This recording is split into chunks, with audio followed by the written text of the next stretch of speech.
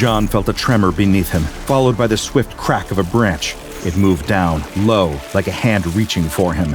He screamed, his body jerking, but the tree was quicker.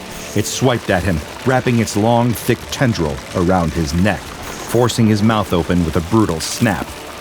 He fought back, his teeth gritting, trying to scream, but the tree wasn't interested in his defiance. With slow, deliberate precision, it placed something in his mouth. A seed, its surface smooth, slick, and cold against his tongue. John tried to spit it out, his breath coming in ragged gasps, but the tree used a sharp tendril to sew his mouth shut, forcing him to swallow. No! He screamed in his mind, his body thrashing, but his jaw couldn't break free. The tree's grip was firm, unyielding. The hours dragged on. John's mind swam with confusion, anger, and fear. The trees waited, and finally, when the day faded into darkness, John swallowed the seed. He lost. The Amazon wasn't just a place. It was a presence, heavy and unyielding, pressing in like a living, breathing entity. Towering trees loomed overhead, their ancient canopies casting shadows like silent, watchful sentinels. In the dense, humid air, whispers drifted like bird songs, impossible to tell whether they came from the forest itself or something lurking within. But John Pereira didn't believe in whispers. John had built his empire by cutting down the biggest, oldest trees this place had to offer. He didn't believe in curses, and yet, here he was, surrounded by them. His workers had been quitting in droves, every single one of them, after just one day. The reason? The cursed forest. The trees, they said, fought back. It was ridiculous. A lumber mogul couldn't afford to get sentimental about a few scared workers, but the fact that he couldn't keep a crew was starting to make waves. Another one gone? John asked his foreman, holding up a clipboard with a list of the men who'd just walked off the job. Yes, sir. Team 13, gone by midday. Just up and left. No explanation. John let out a frustrated sigh, pinching the bridge of his nose. This was becoming a pattern. Crew after crew quitting with barely a word, their tools abandoned by the side of the road. The silly rumors were spreading like wildfire. John didn't care for superstitions. He ran a lumber empire, for God's sake. You don't get to the top by believing in ghosts. You get there by cutting down trees, by pushing the world forward. He chalked it up to laziness, to weak men who didn't want to work. But he still had a problem to solve. His crews were gone, and the project was at a standstill. He could feel the weight of his empire pressing down on him. The whispers were turning into shouts, and they were reaching the ears of the wrong people. So, he made a decision. Enough of this, he muttered to himself.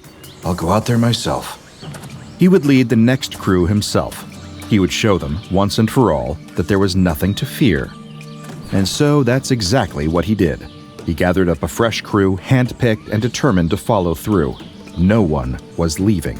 He'd show them there was no curse, no supernatural force, just work. Just land that needed clearing. The drive out was long. The roads were rough, pocked with ruts and deep mud. As they made their way deeper into the forest, the trees began to crowd the road, their dense canopies casting shadows over the truck. John glanced at his crew through the rearview mirror. A few nervous glances were exchanged, but no one said a word. They were used to his temper by now. When John spoke, it was like a command. The silence was thick, the kind that settles into a space where no one dares to challenge the authority in the air.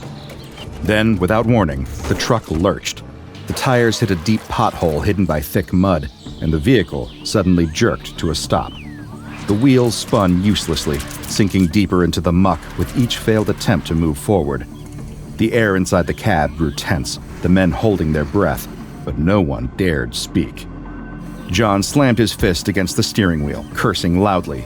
He tried the gas again, but the truck refused to budge. His face flushed with frustration, and he growled under his breath, yanking the gearshift back and forth in a futile attempt to get the truck moving. The truck's tires spun, kicking up clods of mud with every motion, but it only sunk deeper. John gripped the wheel tight, his knuckles turning white, before turning to the foreman sitting beside him. "Get out and help," he snapped, his voice hard.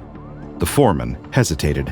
He was clearly nervous, but he obeyed, opening the door with a soft groan. As he stepped out into the mud, he looked over at the rest of the crew who had climbed out of the back of the truck, their eyes lingering on the thick, sludgy pit that had trapped them. Get this truck out, or we're walking, John growled, his teeth clenched. The foreman walked to the front of the truck, bending down to inspect the tires, muttering under his breath. It's the mud, all right. These tires are sunk pretty deep. John wasn't listening. His eyes were fixed on the road ahead, the thick, green jungle pressing in like a wall. He was frustrated, but he wouldn't let it show. Just get it out, he snapped. But the foreman wasn't getting the truck free. No amount of tugging at the wheel or revving the engine could pull them free from the sucking grip of the mud. Then, something else happened. A faint rustling sound came from beneath the truck, too soft to be noticed at first, but it wasn't just the wind. It was something else, something alive. One of the men noticed it first, eyes widening in shock. Look, he shouted, pointing under the truck. There, it's moving. John turned sharply, his gaze snapping down to the spot where the worker pointed. At first, it was hard to see, but as his eyes adjusted, he saw it. A long green tendril creeping slowly from beneath the truck, curling upward like some kind of serpent. The tendril moved with unnerving precision, stretching toward the underside of the vehicle. What is that? The worker stammered, his voice shaky. It's just a vine or something, John said dismissively, but the hairs on the back of his neck were standing up. The longer he looked, the less sure he was. That wasn't any ordinary vine. This thing, it was moving, extending like it had a mind of its own. The worker who had seen it first started shouting again, his voice frantic. But this time, the words weren't in any language John recognized. It was a guttural language, strange, full of sharp clicks and low growls. Panic filled the worker's eyes as he backed away, his body stiff with fear. What's he saying? John demanded, his eyes narrowing. The foreman exchanged a look with the other men, who were shifting uneasily. He swallowed hard before answering, his voice barely audible. He says it's the forest. He says something's coming for us. John's face hardened, anger flooding him. He's losing his mind. There's nothing wrong with this truck, just some mud. But even as he spoke, he couldn't ignore the feeling that something was off. The tendril continued to creep toward the truck. It was almost watching them. The worker who had been screaming in panic was frozen now, his gaze locked on the creeping tendril. He turned to John, his face pale, and then, without warning, he ran as fast as his legs could carry him, screaming incoherently as he disappeared into the underbrush. Stop him! The foreman shouted, but it was too late. The man had already vanished into the thick jungle. John stood there for a long moment, looking after him, but then his attention snapped back to the truck. The engine sputtered again. The truck wasn't going anywhere. We've got to check the engine, John said, his voice strained. The men moved quickly, opening the hood of the truck, each of them pulling back with gasps of shock and horror. The entire engine was covered in a mass of green tendrils. The vines wrapped around the metal parts, twisting and creeping into every available gap like some grotesque infestation. John leaned in closer, his lips pressed thin with determination. His mind raced, trying to make sense of it all. It's a vine, just some stupid vine, he muttered, but even as he spoke, the unease gnawed at him. John slammed the hood shut. We're walking, he said, his voice hard as stone. We're not turning back. The men hesitated, but when John spoke like that, there was no choice. They grabbed their gear and started to follow, one step at a time, deeper into the forest. The jungle had already claimed part of them, and John, stubborn as ever, wasn't about to let it take the rest. Come on, everyone, let's move, he barked, already heading for the trail ahead. As they made their way through the dense jungle, the feeling in the air changed. The trees seemed to loom higher, darker, pressing in on them, as if the forest were pushing them deeper into its heart. The road, once a clear path, was now barely discernible, swallowed by overgrowth. The air grew heavy, the jungle noises faint, like everything was holding its breath. John gritted his teeth, pushing forward, but the oppressive weight of the forest was becoming harder to ignore. He tried to push the thought out of his head. It's just the heat, just the humidity, he muttered to himself. But then, it happened. The first man dropped behind, his steps faltering. He waved his hand in front of his face like he was swatting flies. Did you hear that? he asked, his voice thick with panic. John turned, the muscles in his neck tightening with annoyance. Get moving. But the man didn't listen. His eyes were wide, his face pale. He took one last glance at the road behind them and ran, straight into the thick of the jungle, disappearing into the foliage. John stopped in his tracks, his mouth dry. He couldn't understand what just happened. Before he could process it, another man took off running in the opposite direction. Then another. Get back here! John shouted, but it was useless. One by one, his men scattered, vanishing into the dense undergrowth. He tried to call them back, but the jungle swallowed their voices, the only sound now the rhythm of his own heavy breathing. The last man, eyes wide with terror, ran past John, muttering incoherently about hearing a growl, about something in the trees. John shook his head, trying to laugh it off. You didn't hear anything. Get a grip, he said, but his voice lacked conviction. And then, there was nothing. John stood in the silence, staring at the path that had been abandoned. His men were gone. The air was still, suffocating. The weight of the forest, the heat, the oppressive silence, it was all closing in. But he wasn't about to turn back. He wasn't going to let this forest, or the men who ran, win. With a grunt, he started walking again, alone. John's anger burned hotter with each step. The deeper he went into the jungle, the more resolute he became. This forest, this jungle, wasn't going to win. No amount of superstition or cowardice was going to stop him. He had built his empire on perseverance, on doing what others said couldn't be done. Stubborn wasn't a word. It was a way of life. You didn't become a mogul by taking no for an answer, and he wasn't about to start now. The road ahead was getting harder to navigate, the trees growing closer and closer together until the path was barely a trace. Every breath felt like he was swallowing fog. Then, the sounds of the jungle began to fade into a heavy silence. His boots squelched in the soft earth, each step sinking deeper into the mud, as if the forest was trying to claim him, drag him under. He didn't care. He was determined.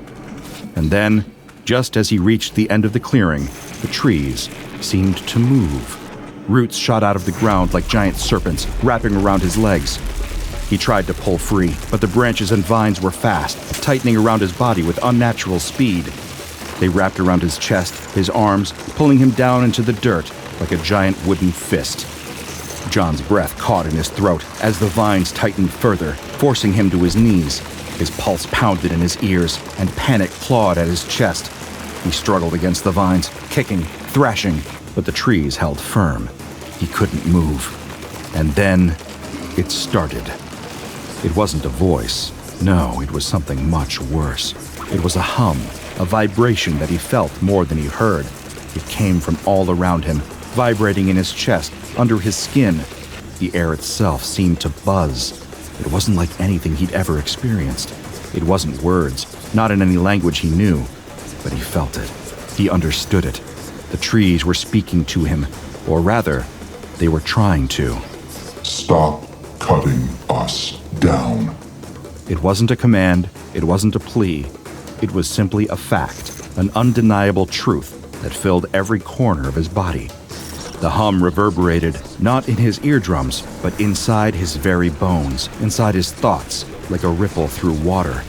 The sensation crawled into his mind, whispering directly into the deepest parts of him. John's eyes widened, his pulse racing. He jerked his head back in disbelief. This is madness, he muttered, his voice strangled, a part of him still convinced that he'd inhaled some kind of toxic mushroom vapor. His head spun. Had he gone mad? Was this some hallucination? But no, this felt too real. The weight of the vines, the hum of the trees, the presence that pressed in on him from all sides. It was real. And for the first time in his life, John felt a sickening fear creep through his veins. He fought it down. You want a truce? He spat, his voice hoarse with anger. Fine, we'll make a deal. You let me keep cutting, and I'll leave some of you standing. Half the forest, how's that? I can make it worth your while. His eyes narrowed. You can still have your space, your trees. I'll just take what I need. The trees didn't answer. They didn't need to. They hummed, but this time, the sound was different, more insistent, stronger. And it wasn't an agreement. It was a rejection. No. John's mind raced, his body straining against the grasp of the trees, but it was no use. The vines dug deeper into his skin, and the hum of the forest only grew louder. He clenched his jaw. He wasn't going to give up. You think I'm going to stop? This is what I do. I clear the land. Progress doesn't care about some forest, some trees. People need this. You need this. He spat again, his voice growing louder. Even if you kill me, someone else will take my place. You can't stop it. The trees, the forest itself, seemed to tremble. The hum became a chorus, thick with the weight of 1,000 voices. The anger was palpable, though it wasn't the anger of men. It was something far older, far more patient. The forest didn't scream. It simply waited, a relentless patience that knew time was on its side. And then, the leader of the trees made its move. John felt a tremor beneath him, followed by the swift crack of a branch. It moved down, low, like a hand reaching for him. He screamed, his body jerking, but the tree was quicker. It swiped at him, wrapping its long, thick tendril around his neck, forcing his mouth open with a brutal snap. He fought back, his teeth gritting, trying to scream, but the tree wasn't interested in his defiance. With slow, deliberate precision, it placed something in his mouth. A seed. Its surface smooth, slick, and cold against his tongue. John tried to spit it out, his breath coming in ragged gasps, but the tree used a sharp tendril to sew his mouth shut, forcing him to swallow. No! He screamed in his mind, his body thrashing, but his jaw couldn't break free. The tree's grip was firm, unyielding. The hours dragged on. John's mind swam with confusion, anger, and fear. The trees waited, and finally, when the day faded into darkness, John swallowed the seed. He lost. His body trembled as the grip of the trees released. He collapsed to the ground, the mud sticking to his skin as he gasped for breath. His limbs were stiff, his muscles aching, his joints refusing to move as they once had. He could feel something deep inside him, a change he couldn't explain, a transformation that was already beginning. John stumbled to his feet. His legs buckled beneath him as he tried to move, the weight of his own body becoming an impossible burden. His joints screamed in protest, each movement sending sharp pains through his limbs. His gait was unsteady, like he was stumbling through the mud, but it wasn't the ground beneath him that made it feel so hard to walk. It was his own body betraying him. His knees ached with every step, grinding and clicking in ways that felt unnatural. His arms hung awkwardly at his sides, like they no longer belonged to him, stiff and unresponsive. His fingers, once nimble and quick, felt stiff, rigid, as though the very bones had thickened, becoming something foreign. His skin, slick with sweat and dirt, began to stretch tight over his limbs. He winced, feeling the subtle pull of his body changing, warping. His back was sore, his chest tight. His body was fighting him now, moving against his will. There was something underneath his skin, something thick and tangled, pulling at the edges of his muscles. It felt like roots were growing, twisting and reaching, burrowing into his bones. Every movement felt deliberate, painful. The joints of his legs seemed to crack and shift, and as he looked down at his hands, he noticed the skin tightening, the texture roughening, becoming almost bark-like. His breath was shallow, ragged, each inhale slower than the last. The dry, cracked skin on his knuckles split slightly, revealing what appeared to be wood beneath the surface. The once human form of John Pereira was now a twisted parody of it. Each step he took, a new kind of agony, like his body was becoming less and less of himself, and more something else. But through it all, he pushed on, determined to find the road, determined to escape whatever had started this madness. His body moved slowly, sluggishly, like a creature that had never known how to walk. He tried to focus on his destination, the clearing, the road, but he was heading in the wrong direction, away from the safety of the town, away from the road. But something in his chest, something primal, something that hadn't been there before, pushed him forward. After what felt like an eternity, John stumbled into a small, remote village. His eyes scanned the dirt road in front of him, his vision blurry, but clear enough to make out the small homes clustered in the distance. But as he got closer, he felt the air grow colder. A group of villagers spotted him, their faces full of confusion and fear. They muttered amongst themselves, their eyes wide as they took in the sight of him. John could feel the stares like 1,000 needles digging into his skin. His stiff joints creaked and groaned as he took another step toward them. They saw him for what he was. Something wrong, something unnatural. What are you? One woman whispered, voice shaking with fear. The others backed away, one of them quickly darting into a nearby building, no doubt to fetch something. The panic was palpable. John stopped, staring at them, unable to speak. His mouth, still dry, hung open, but nothing came out except a raspy breath. His throat ached. He could feel the new weight of his body pressing down on him, his roots hidden beneath the earth, digging deeper, connecting him to the forest, to the land. One of the villagers, a man in his 50s, stepped forward, holding a makeshift torch. Get back, he warned, his voice trembling. We'll burn you if we have to. John's eyes flickered toward the torch, but he didn't move. He could feel the trees around him, the pulse of life beneath the soil. It was a call, a need, something more urgent than anything he had ever felt before. It wasn't hunger. It was hunger's darker twin, a gnawing, impossible-to-ignore emptiness that twisted inside him. They were afraid of him, but he was afraid of himself. The villagers took a step back, but John, weak and stumbling, turned away from them. He could feel their eyes on him as he made his way back to the forest. His hands, his new, twisted hands, trembled with hunger, but not for food as he once knew it. There was something else, something deeper, that was pulling him toward a cemetery. His body, still unrecognizable, felt like it was moving against its will. He could smell it now, the scent, something familiar, something delicious. He stumbled towards it, each movement forced but undeniable. The cemetery was quiet. John's tree-like senses could feel the pull of something else beneath the earth. Something was waiting for him there. He didn't question it. The moment his foot crossed into the cemetery, his roots stretched beneath the ground, pushing out, curling into the soil like they'd been there for centuries.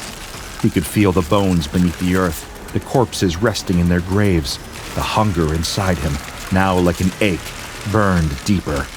His stomach growled, a guttural sound that reverberated from deep within his chest. He reached down, and with a pain so sharp it was almost pleasure, he sank his roots into the ground. Slowly, agonizingly, his body absorbed the sustenance the earth had to offer, the dead, the bones. He felt them break apart inside him, crackling with life that was now his to consume. His body grew, stretching painfully as he absorbed the energy. His skin, or what was left of it, grew thicker, bark-like, and tight over his limbs. He could feel himself expanding, his body fusing with the earth in ways that defied logic. An old woman, who had come to the cemetery every day to leave flowers at her husband's grave, stopped short as she noticed something strange. Her eyes widened in horror as she saw John, or what was left of him. He had become something unrecognizable, a monstrous form twisted into a mockery of life. She heard the sounds, too, the low, pitiful cries that escaped from him, deep and mournful, like the groan of a dying tree. She stumbled back, but the damage was done. Her whispers reached the town, carrying the strange, terrifying story of the things she had seen. Rumors started to swirl, the whispers grew louder, and the stories of the workers who had fled months ago, now linked with her testimony, reached the ears of those who couldn't ignore it any longer. The Foundation took notice. SCP-7464 is an immobile humanoid entity currently growing in an abandoned graveyard near São Antonio, Brazil. In January 1988, DNA testing confirmed that SCP-7464 was once John Pereira, a Brazilian-American lumber mogul who disappeared while surveying land for logging purposes in the Amazon in 1964. SCP-7464 has the shape and function of a tree, but also possesses human-like characteristics, making it a highly unusual anomaly. Though it is classified as safe, it requires constant monitoring due to its bizarre physiology and ongoing growth. A 2-kilometer perimeter has been cleared around SCP-7464, with a chain-link fence maintaining a strict boundary. Inspections happen every 2 years to ensure the fence's integrity. The graveyard surrounding SCP-7464 supplies it with corpses, which it consumes through specialized bone-eating mouths in its feet.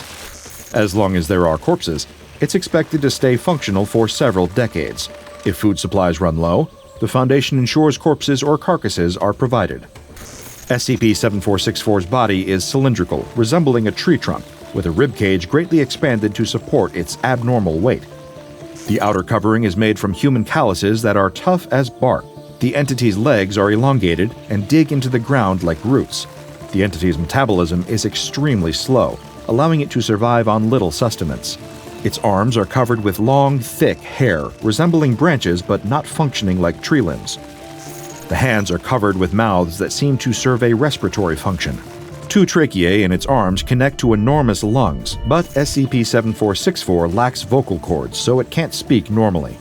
Its eyes are large and bloodshot, located on the anterior part of its trunk, while a facial mouth is sewn shut with a vine-like thread. SCP-7464 reacts to environmental stimuli and can feel pain, evident when it reacts to termites burrowing into its skin. Its eyes also track movement, showing basic animalistic sentience.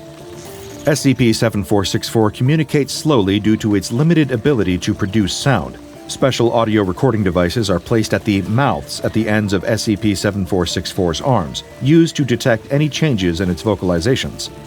These devices help determine what words or sounds SCP-7464 is trying to express, though it is difficult to interpret the meaning. The creature's communication can be intermittent, with weeks or months of silence due to its pain from external damage or internal conditions like termite infestations. Despite its difficulties in communication, SCP-7464 sapience has been confirmed. However, the full extent of its cognitive abilities is still under investigation. By 1965, SCP-7464 had started forming words, initially articulating, "Help me." This was followed by, "A man," confirming its origins as John Pereira. DNA tests later confirmed this identity. The entity's emotional responses have also been noted, especially when it demonstrated a sorrow in 1987 after a bird nested in one of its limbs, followed by its exhalation of the word curse. Since its discovery, SCP-7464 has grown steadily, sprouting new limbs while older ones deteriorated. Some limbs showed gangrene and signs of rot, while the growth of new limbs continued. Its body slowly became more like a plant than a human, blurring the line between human and nature. The Foundation's investigation into this anomaly continues, focusing on the entity's ability to communicate, its emotional responses, and its connection to human intervention in the Amazon rainforest.